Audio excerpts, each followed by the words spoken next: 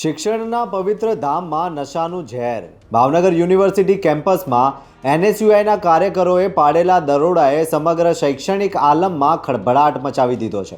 કેમ્પસમાં પાર્ક કરેલી એક બાઇકની તલાશી લેતા તેમાંથી નશીલો પદાર્થ ગાંજો મળી આવ્યો છે. આટલું જ નહીં, યુનિવર્સિટીના બગીચા અને અવાવરૂ ખૂણાઓમાંથી વિદેશી દારૂની ખાલી બોટલો અને ગોગો પેપરનો જથ્થો પણ હાથ લાગ્યો છે. સવાલ એ છે કે કડક સુરક્ષા વચ્ચે આ નશીલા પદાર્થો અંદર પહોંચ્યા કેવી રીતે? શું વિદ્યાર્થીઓના ભવિષ્ય સાથે ચેંડા થઈ રહ્યા છે? એનએસયુઆઈએ તમામ પુરાવાઓ એકત્ર કરી પોલીસને સોંપીને કડક તપાસની માંગ કરી છે.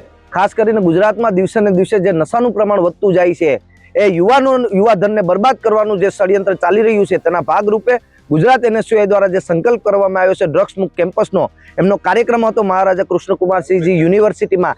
ત્યારે એ કાર્યક્રમ દોરાન અમને વિદ્યાર્થીઓએ ફરિયાદ કરી હતી કે ભાઈ યુનિવર્સિટીનું જે ક્રિકેટનું ગ્રાઉન્ડ છે તેની સામે જ વિદ્યાર્થીઓ નશીલા પદાર્થોનું સેવન કરી રહ્યા છે, તમે ત્યાં જાઓ અને જો. આજે અમે અહીંયા જનતા રેડ કરી ત્યારે દારૂની બોટલો, ગાંજાનું જે સેવન કરનાર ગાંજાથી લઈ સિરપથી લઈ અને ડ્રગ્સ સુધીની જે વસ્તુઓ છે એ મળી રહી છે.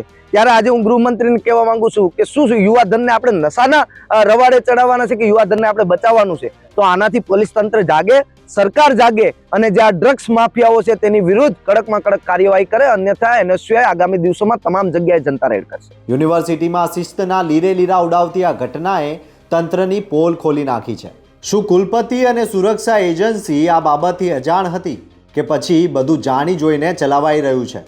જોતા રહો ગુજરાત વંદન. ધન્યવાદ.